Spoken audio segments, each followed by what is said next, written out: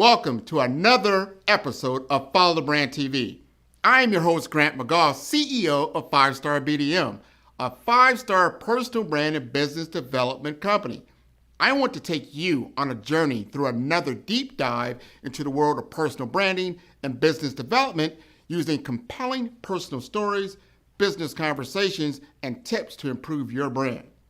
By listening to the Follow the Brand TV series, you will differentiate yourself from the competition and build trust with prospective clients and employers. You never get a second chance to make a first impression. Make it one that will set you apart, build confidence, and reflect who you are. Building your 5-star personal brand is a great way to improve your skills and knowledge.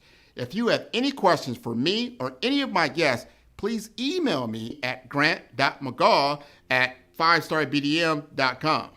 Now, let's begin with our next episode on the Follow the Brand TV.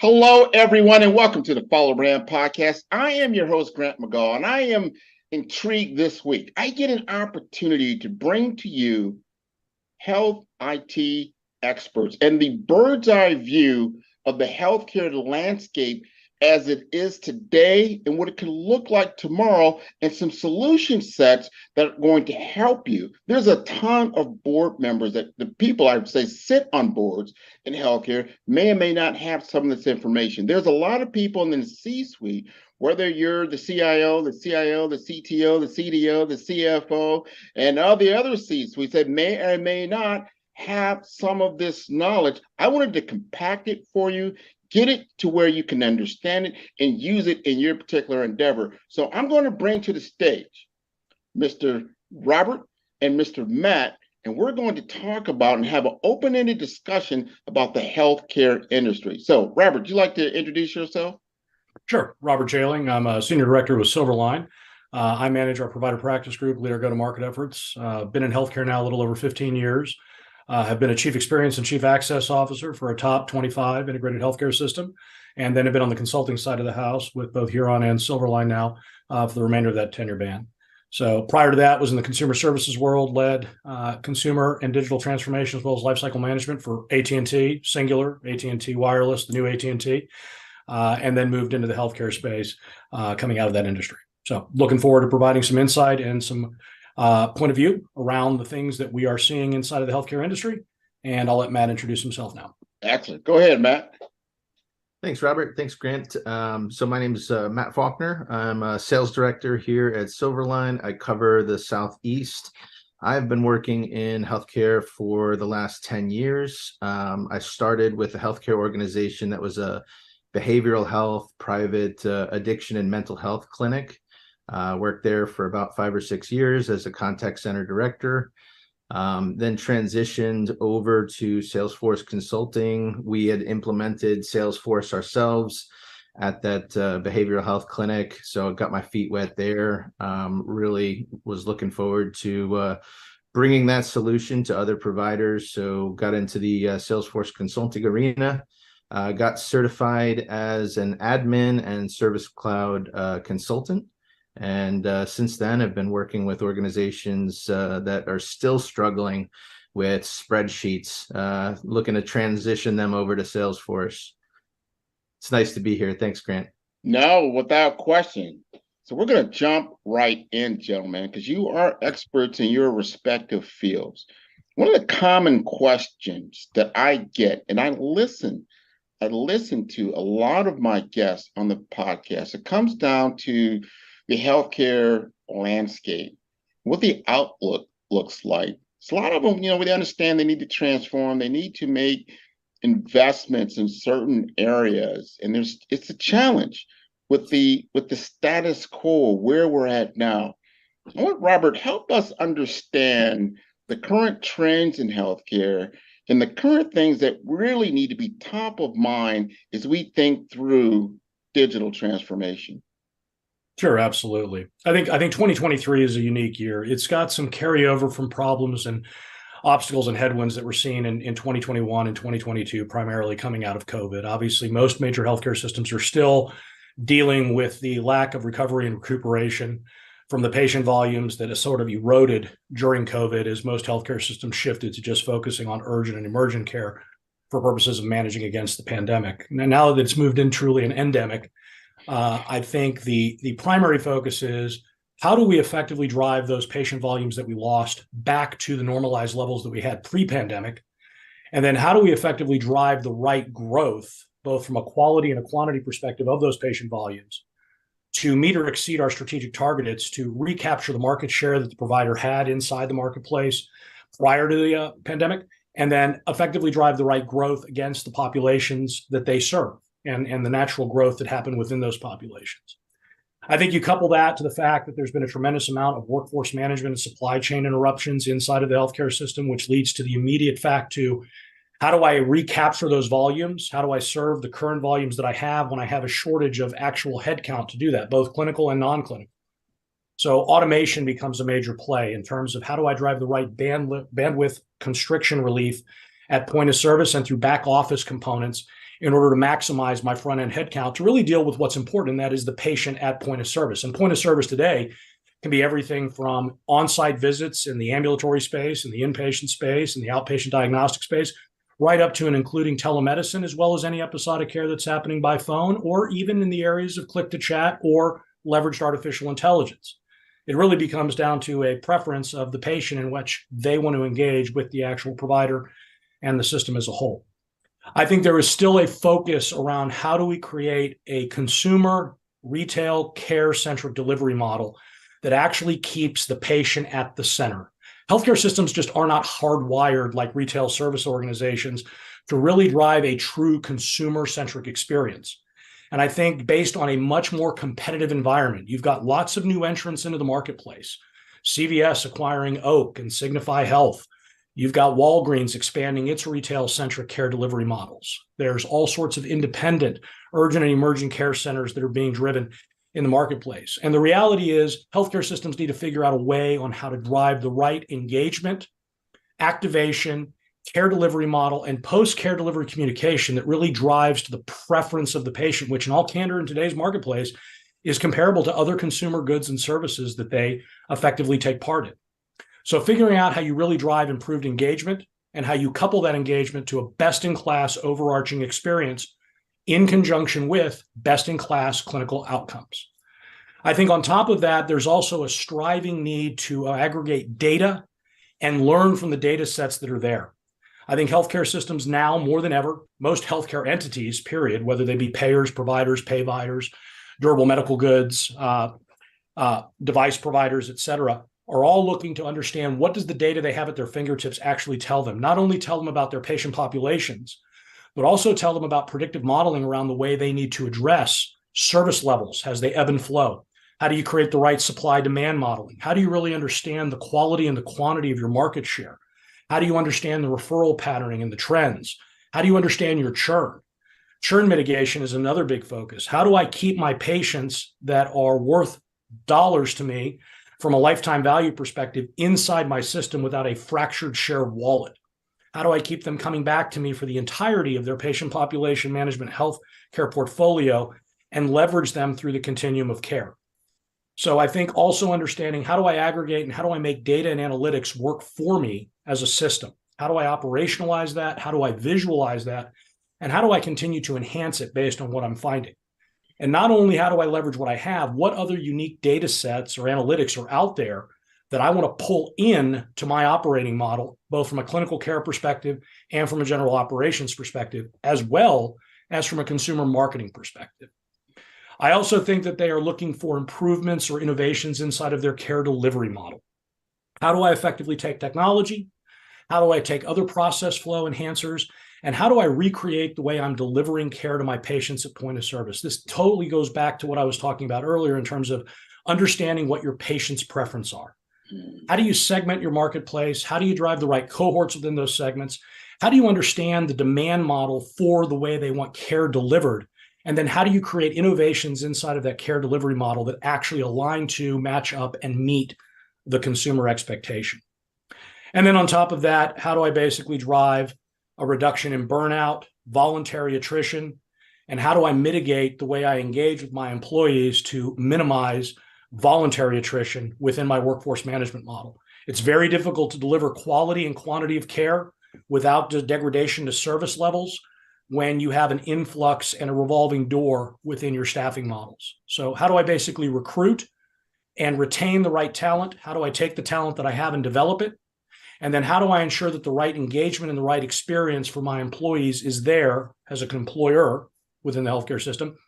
And then how do I effectively give them the tools to actually carry out their jobs in a manner that actually drives the most meaning and the most benefit to both them and the patient? If you wear the badge, you are the brand. So ensuring that your frontline staffs, your clinical delivery staffs, your back office staffs have the right tools, the right technologies, the right cultural engagement, and quite frankly, the right attention and the right vocational expansion within the organization is as paramount today as it's ever been. Otherwise, there's no way to really deliver service to the volumes you have today, let alone the targeted growth volumes that you're seeking in the marketplace. I think all of those things really boil down to people, process, and technology. It's how do I get to the core three, and how do I effectively prioritize and hierarchy those that are most important based on my strategic imperatives, and where do I want to actually put my level of spend? And I think healthcare systems have absolutely figured out that the 4 areas they're going to invest their money in going into 2023 in order to survive and thrive in 2024 and 2025 is going to be into innovation of the care delivery model, improved consumer and patient engagement. Remember, they're consumers until they actually engage for clinical care, then they become patients, and then they revolve back into consumers again. And the goal is to get them to come back to you again and again and again.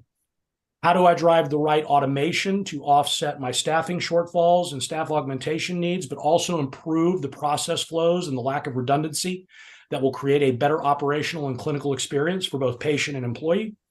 And then what new innovative services do I need to bring into the fold, and what do I need to aggregate from my data and analytics to actually drive the right visibility to the right reporting so that I can measure what I'm managing and managing what I'm measuring? So I think in a nutshell, and that's a lot, but those really are the 4 key areas that I think healthcare systems are prioritizing their focus and their spend on in 2023. Again, thrive and survive in 24 and 25. And I think that the headwinds that I mentioned are really the triple cause around why and how they're doing those things. That is an excellent overview of the challenge and the need to transform. I want to ask Matt, because first of all, help us understand who Silverline is and the problem that you're solving for some of these challenges. Well, thanks, Grant, for the question. Silverline's a platinum level Salesforce consultancy. We were established back in 2009. Our company focuses on 3 main business types: healthcare, financial services, as well as media and entertainment. In our healthcare vertical, we assist provider organizations and payers to identify how to best leverage the Salesforce platform in concert with their other tech stacks, really to drive the right type of efficiency and innovation, really putting them in the best position to achieve not only their financial goals, but their consumer patient experience goals and patient outcomes. Silverline really helps providers focus on the patients, allowing them to deliver quality care and better outcomes while we focus on the technology. Silverline deploys solutions at a national level, so we see and understand the trends that are happening with our payer and our provider clients, and we understand the headwinds also that they're facing. So we really build with the end in mind for our clients, meaning that we understand that the perfect future state will take some time to achieve, but depending on the client's maturity level for transformation, we take it one step at a time. Well, I tell you, I've heard from both of you, and I'm going to put on my hat here as a healthcare executive, board member of a major healthcare system. And I tell you, this is my problem. And I heard what you guys are telling about the challenges and what things that you're doing. My problem right now is negative EBITDA. I got negative EBITDA. I know I need to transform. I need to change. But as Robert was talking about, I've got to prioritize my spend. That's a big risk because I'm not sure the outcome. What would your advice be? I think the first thing I would do is really identify exactly what is the trigger reason code or codes that I've actually seen my EBITDA flow into the negative state. Most major healthcare systems have not been able to, not because they don't have the data, it's the lack of getting visibility of that data, and it's the lack of actually visualizing the data and interpreting the data. Understanding exactly what has impacted your top line revenue streams. Those top line revenue streams are typically generated from things like referrals, order sets, ancillary sets. And 9 times out of 10, healthcare systems are unfortunately incapable of really getting precision measurement around where those things are coming from. Creating a heat map of the marketplace and understanding by specific CPT code, by referral type, by ancillary order set, by surgical order set, what is both the quality of the volume that I have coming in from a payer mix perspective, what is the quantity of the volume, and what is my share of the total volume that the marketplace is actually creating versus what I'm getting, and more importantly, of what I'm getting, what I am converting, and really understanding what I am not converting, and what are the reason codes behind that. The leakage issue is the number one pipeline to understanding why my top line revenue streams are failing or succeeding or not meeting growth expectations if they are succeeding to a certain extent.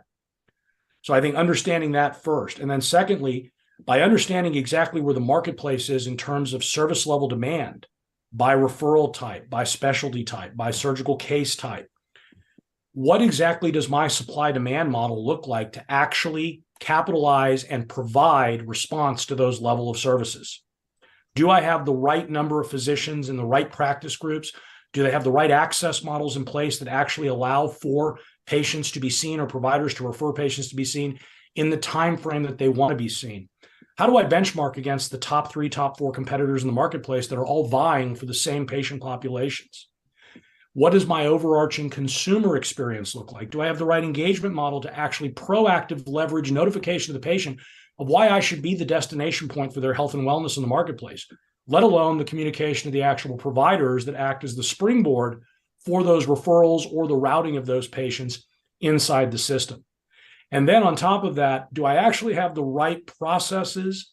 Do I have the right people? And do I have the right technology and data analytics to drive the right life cycle management of the patient through the continuum of care?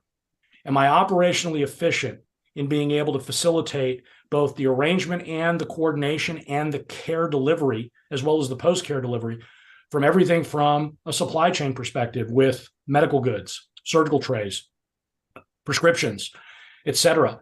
Do I have the right model in place to actually drive efficient communication across the care teams that are effectively managing these patients through their episodic care journeys? Do I have the right routing and the right communication threads being sent to the patient at the right time, at the right place, through the right preference center to drive the right engagement? There's 2 types of overarching leakage. There's gross leakage, which I lose on the front end because I'm never able to actually slot the patient. And then there's net leakage, where the patient actually comes in and then doesn't return for their continuum of care or care directive because something was broken in the way the process was provisioned for them, whether that was an experience issue, a logistics issue, what have you. And I think on top of that, understanding where am I operationally heavy in terms of expense, or where am I operationally understaffed that leads to revenue leakage as a result therein. Maybe a patient doesn't come back because you don't have the care delivery staff to actually get the patient in their care delivery path in front of a doctor, in front of a provider, in front of an ancillary location in the time frame in which the patient wants to act.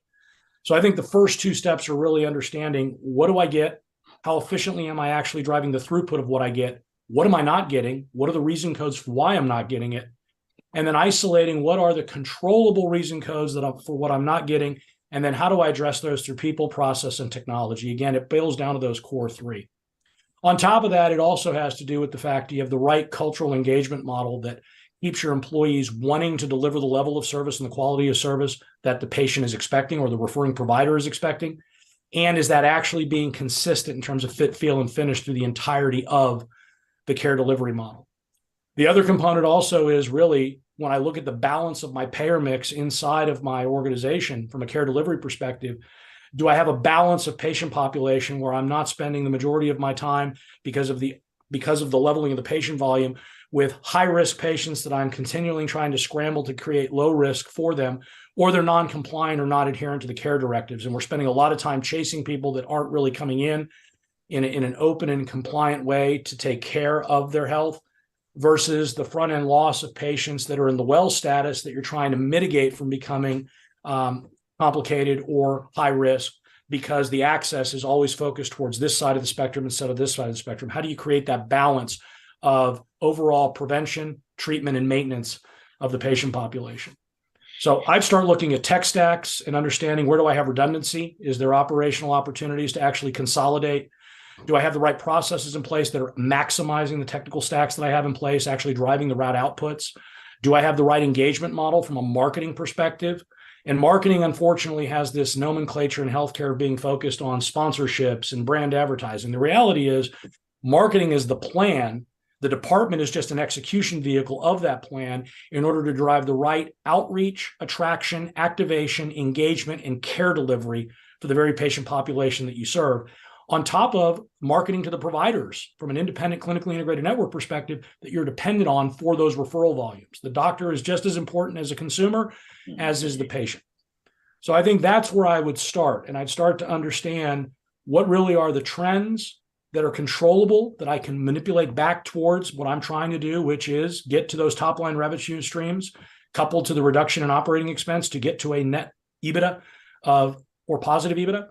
And how do I prioritize those against where I'm having the biggest bleed inside of my healthcare system? Is it on the front door? Is it on the back door? Is it during the process flow that I'm treating those patients? That's my perception. I'll tell you, Robert, that's definitely food for thought. And when I think about decision support, how do I get that information? And if I made a significant investment in Salesforce, I know you have integrations into my EHR. You've done some things around cost efficiencies. Help me understand what Robert just laid out, Matt. How would Silverline help optimize an investment in Salesforce to integrate and get you some better efficiencies? Great question, Grant. One of the biggest differentiators that Silverline offers in the marketplace is a combination of our intimate knowledge of the healthcare industry, our knowledge of Salesforce, and our subject matter experts.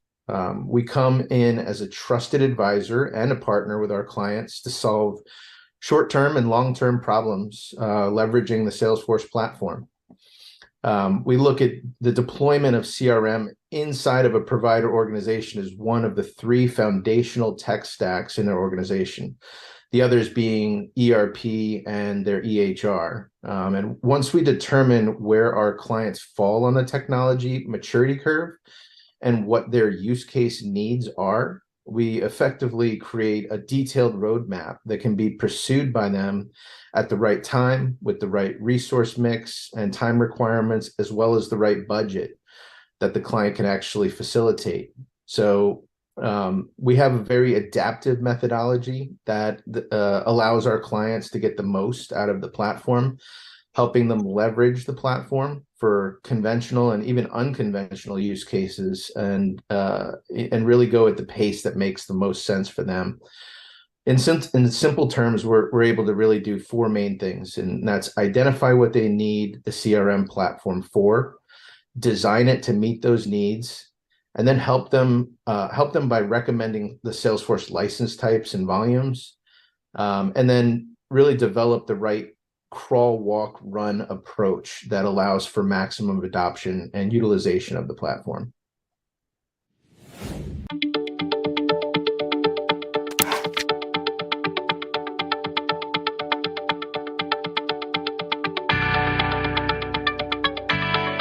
I started Gateway Healthcare Solutions to help medical facilities to improve their financial performance.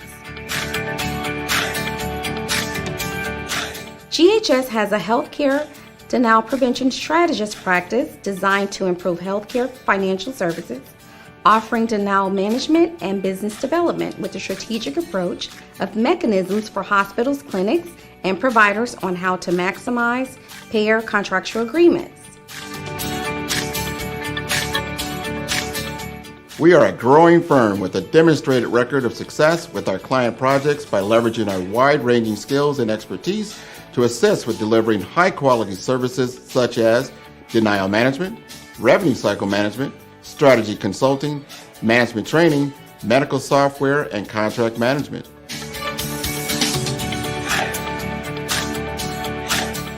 Our approach offers an analysis of your current state coupled with a proven solution and execute with a process improvement strategy and implementation methodology for our clients.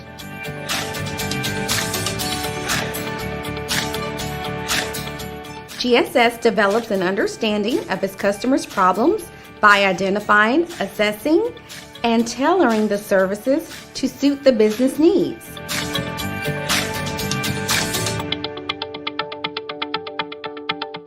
Selecting the right healthcare solutions advisor can bring you the management services you need and peace of mind you deserve. Call us today for a free consultation.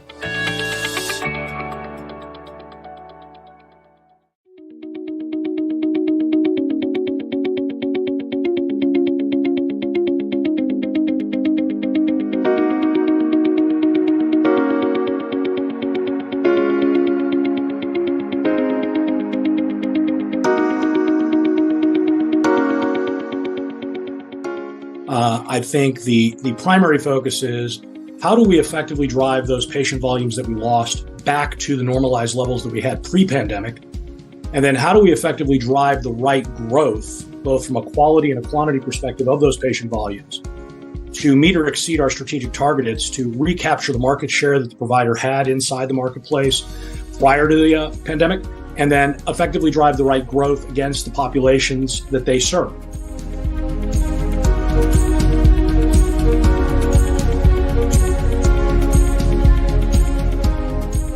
Silverline really helps providers focus on the patients, allowing them to deliver quality care and better outcomes while we focus on the technology.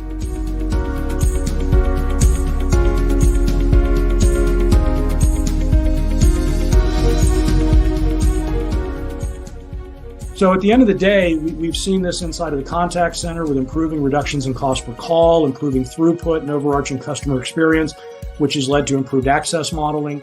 We've seen CRM basically come in and effectively drive improved visibility to referral patterning and also the way referrals are managed, making the right people and process changes because of visibility to what the CRM applied to the system, leveraging the optimization in patient population health management, being able to actually do things like improving your transfer center for quality and quantity of transfers coming into a system, improving your overall post-acute care coordination rates in terms of getting the right care coordinated for patients after discharge, as well as just improving continuity of care rates and improving the overarching compliance with the order sets that are provided within discharge.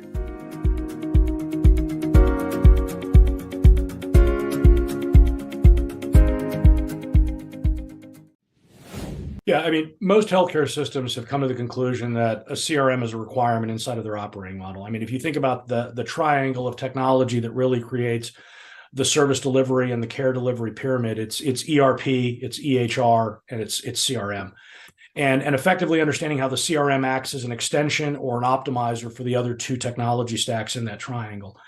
The things that we will effectively do is come in and identify what are the major pain points that you're trying to solve for, what are the main strategies or tactics you want to take to get to positive EBITDA based on the question you asked. Mm-hmm.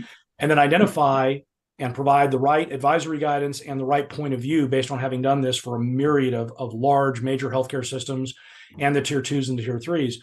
How do we basically identify the use cases that make the most sense, that drive the right outcome, that allow for an immediate speed to value in terms of deployment, but also create a foundation for building with the end in mind? CRM is a foreign concept to most healthcare entities. This is the one industry I would argue that has lagged in actually understanding what consumer relationship management really means. CRM is not a technology. CRM is a strategy. Salesforce is a technology that allows consumer relationship management strategy as a vehicle to actually occupy and run the route that you're effectively laying out as your strategic roadmap.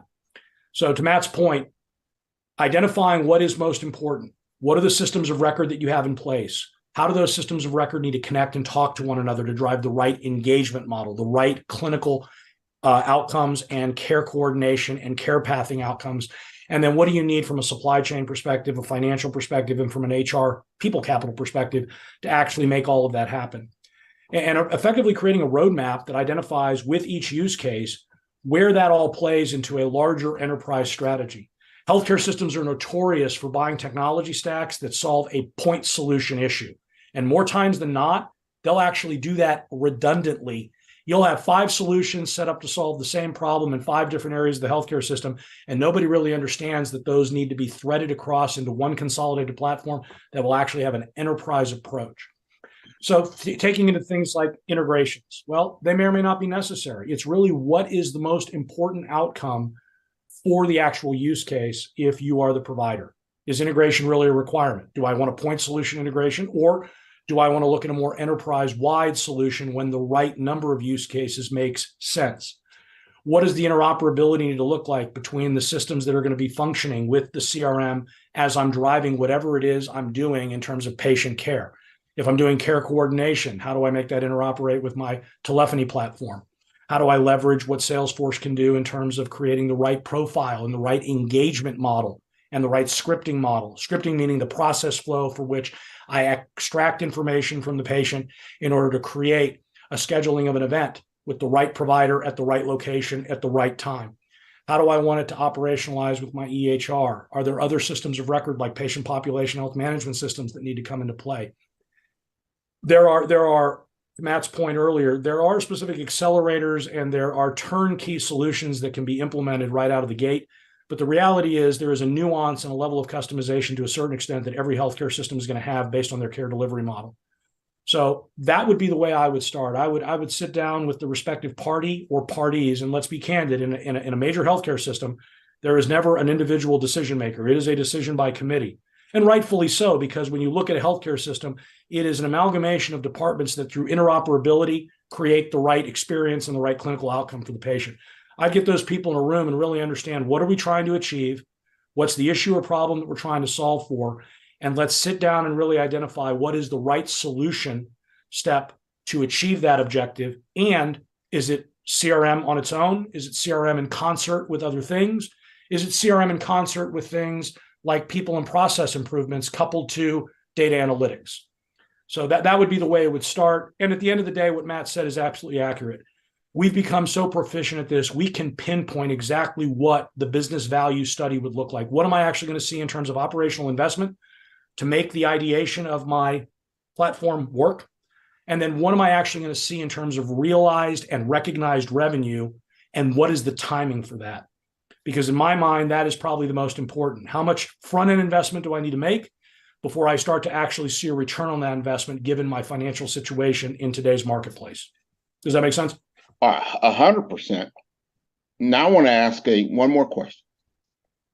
I think it's important for my audience to understand, because what you've laid out is very, very attractive and understandable.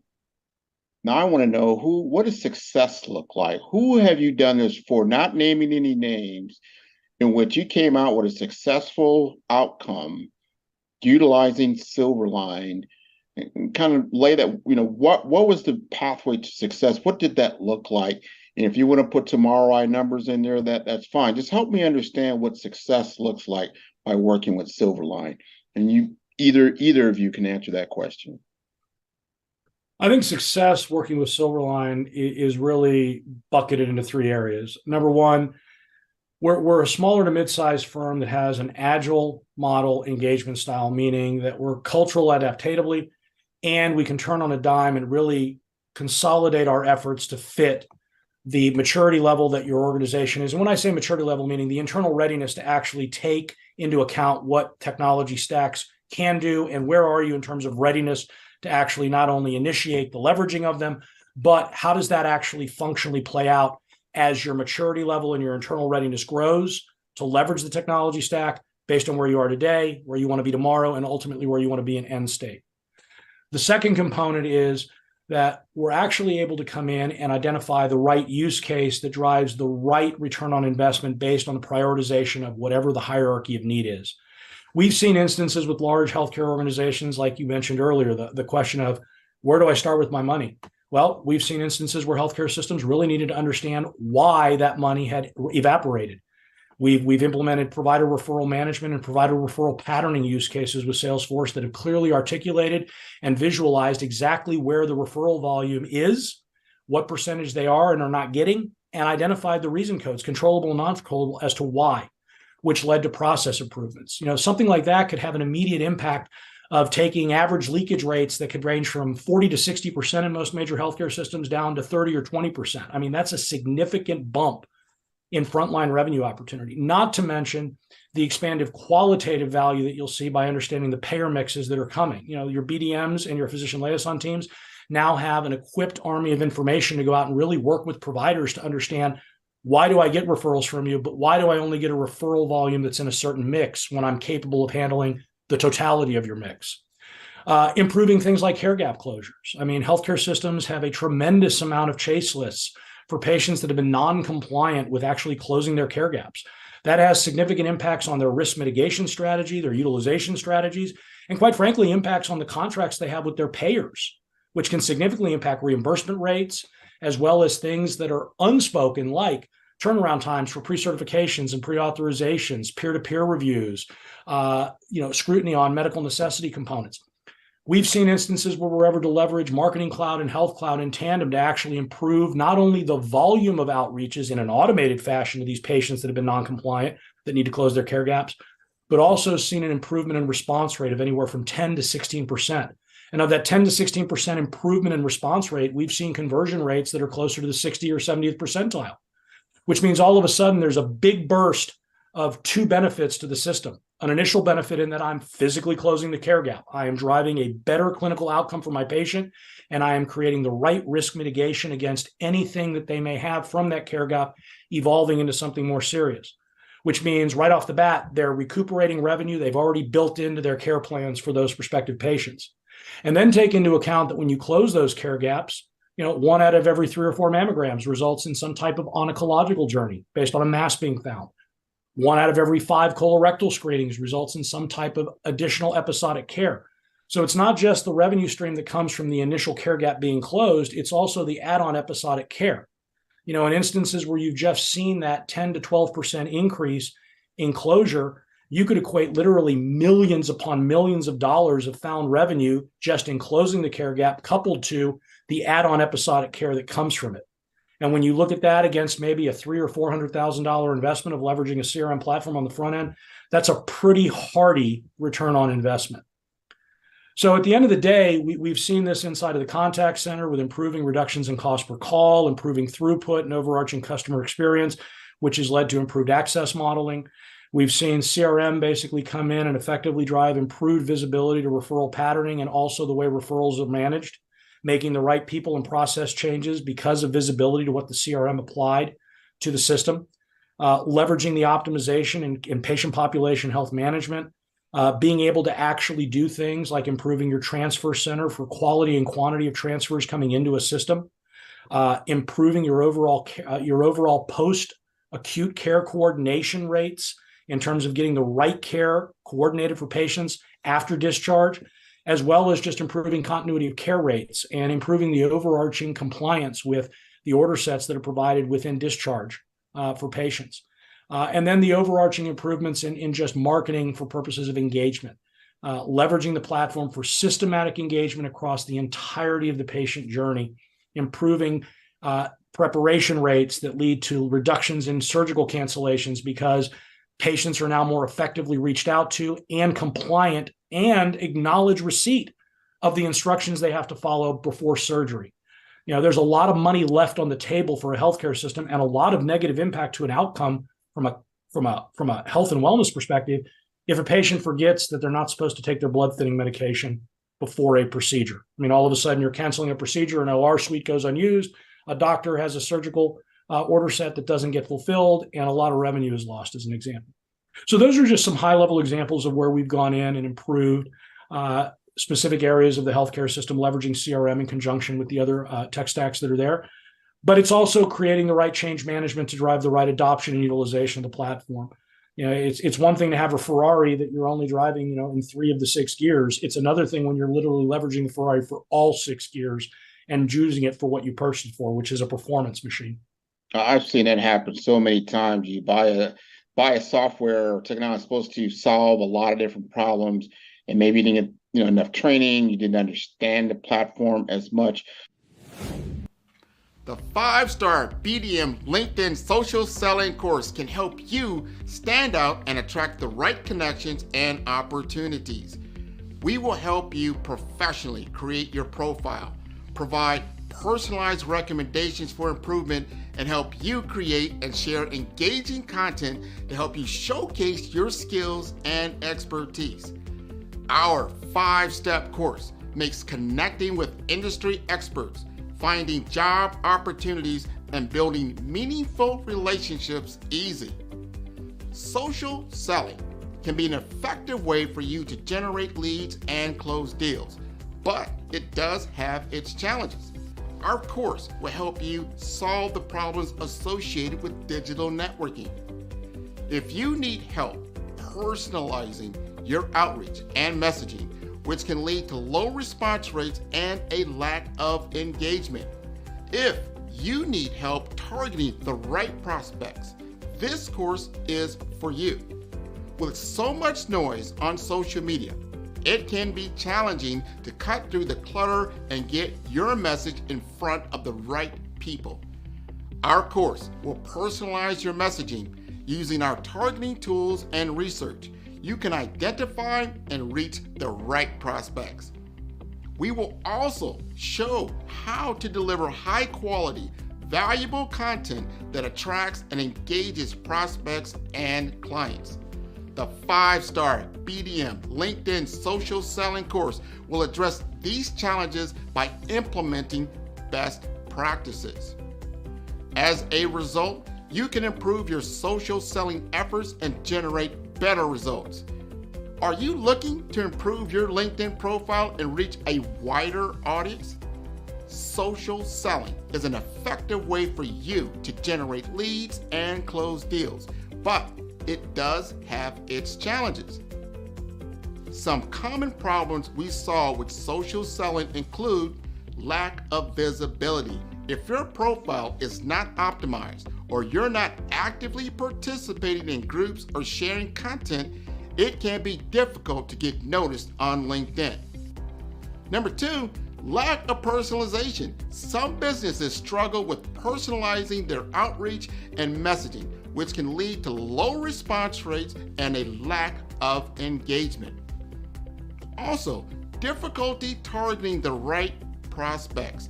It can be difficult to identify and target the right prospects on social media, especially if you don't have access to robust targeting tools. And number 4, outdated content.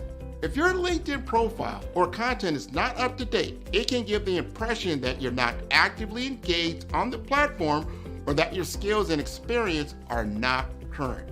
And lastly, poor quality content and not leveraging video and picture to convey ideas. To solve these problems, the 5-star BDM LinkedIn Optimization Social Selling Video course will help you focus on personalizing your outreach and messaging to better connect with prospects.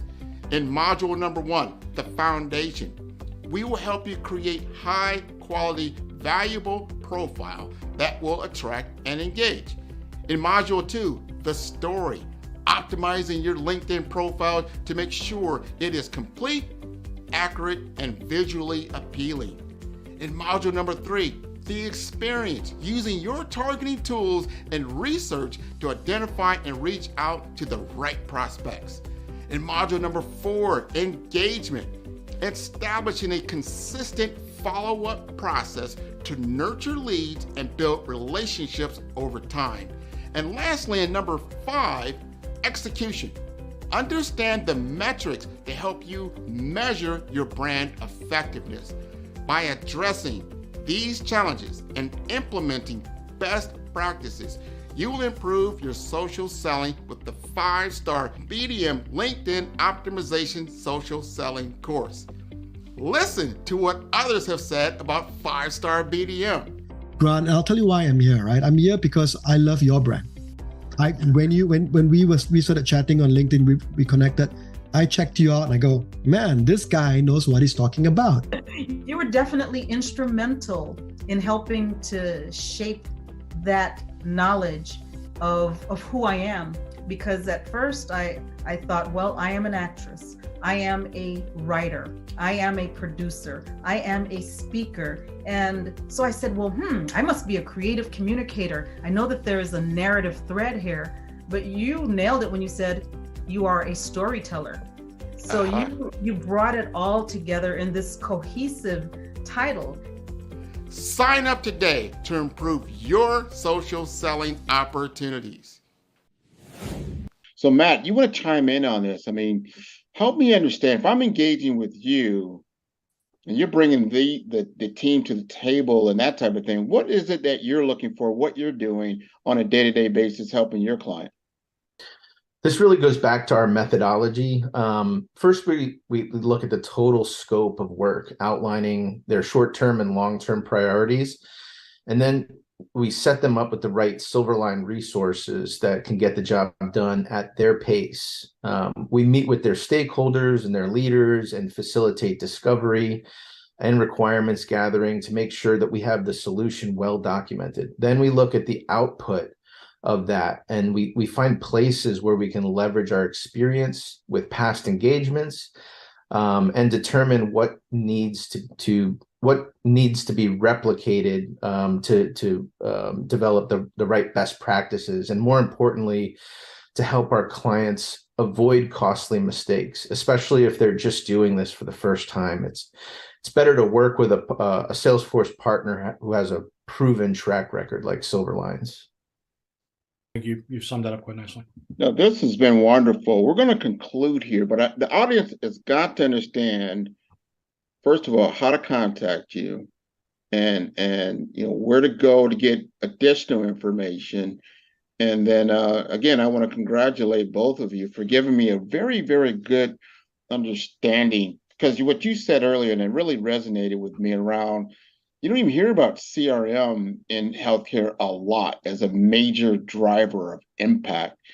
And you hear about the EHR, and there's a lot of angst around it. You hear a lot about patient or telehealth and remote patient monitoring, some other things, but not understanding where does that CRM kind of fit into this whole puzzle and piece and how it really drives impact. I think I got a lot out of that. No, we appreciate that. Just as a sidebar note, globally, there was $13.9 billion spent on leveraging CRM in healthcare in 2022. Industry forecasts show that by 2028, it's going to be close to a $28.8 billion spend. And this year alone, we're looking at a minimal 12 to 15% growth in terms of leveraging CRM. To put it quite plainly, CRM should be your engagement system of record. The EHR should be your clinical system of record. And then obviously your ERP plays into a myriad of systems of record for supply chain, finance, and general human resources. So leveraging CRM as an optimization tool for the other two, as an extension of those two, is an important thing to take into account. And it's no different than what the rest of the consumer services world has been doing for the last 30 years. Consumer relationship management is one of the three foundational pillars for success in the consumer services world. And I think healthcare now has to realize consumerism has brought it kicking and screaming into the 21st century. And as such, adopting best-in-class technologies that have proven and have proof of concept with driving the right engagement level, the right adherence and compliance level, and the right growth level with their consumers, and in this case, it's patients, is something that should become part of their core strategy. I think most every healthcare system realizes it now. It's just, how do I go into that unknown space that I'm not real comfortable with? Because let's just face it, doctors, most healthcare executives that have been enriched and brought up within the healthcare industry have never really looked at healthcare as a consumer service. They looked at it as something that was very unique and very specialized because we're dealing with the most important asset anybody owns, themselves. And unfortunately, that no longer resonates with the consumer, the patient. So it's adapt and overcome. And to your point, I'm glad that came across because I think it's an important consideration that most providers need to take into care. Without question. So they want to get in touch with you, Robert. What is the best way? I think the best way is going to our website or reaching out to myself or Matt via email, and we can provide that to you to blast out in conjunction with this, if that works for you. And then obviously, we would love to engage with anyone who has any additional questions or comments or just wants to hear our point of view. I think one of the most fundamental unique things about us is we're not a sales organization. We're a consulting organization that wants to help you achieve your goals and your objectives for both provider, patient, and system. And with that being said, our job is to come in and provide you a point of view and make a recommendation that makes the most sense based on that point of view and your need. And when you're ready to do it, you'll make the right decision on whom you want to engage with. So I think our website and we'll be forwarding out our email addresses and our contact information if they'd like to get in touch with us. All right. And Matt, any parting last words?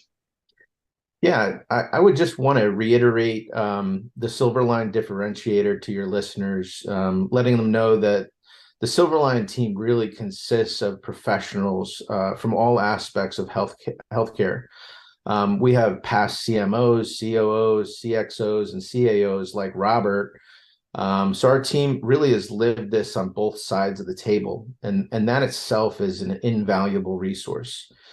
Robert has shared a lot of great insight into the headwinds in the industry and what's really around the corner. So what I would want to make sure that your listeners understand is that really don't be afraid to innovate. The solutions they're looking for to their biggest problems really lie in technology. Also to be open-minded and learn from those who have done this before. After all, this is how they're really going to get the most adoption out of the CRM platform. This has been great, Grant. Thanks so much.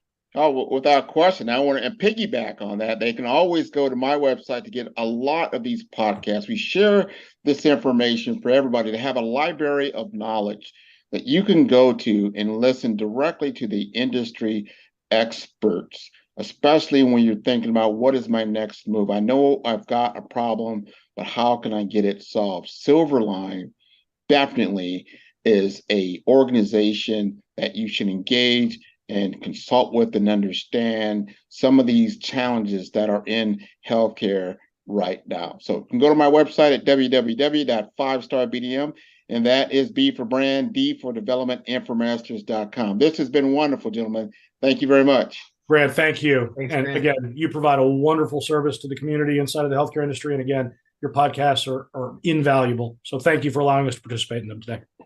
Thank you. You bet. Thanks. Tune in for our next show or click on our website at www.5starbdm/followthebrandtv. Thank you.